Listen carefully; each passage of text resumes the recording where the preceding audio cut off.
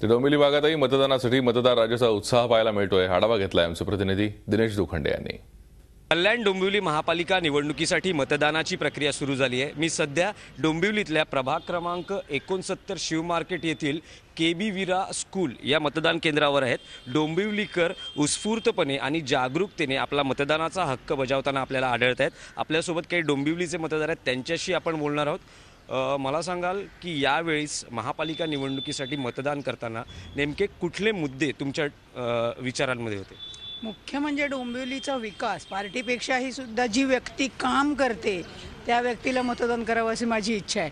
आतापर्यंत कितीतरी लोक आले आणि गेले, पण आपले डोंबिवलीचे रस्ते, पाणी, इलेक्ट्रिक हे आहे तसंच आहे, त्याच्यात काही फार काही सुधारणा झाल्या नाहीत। आता काही लोकांनी इथल्या चांगले म्हणजे पार्टीचं नाव न घेता सांगता येईल की काही व्यक्तींनी इथे चांगली कामं केलेली आहेत, तर चांगली कामं करण्याला मतदान करायचं असं आमचं मत आहे। पार्टी कुठलीही असू दे।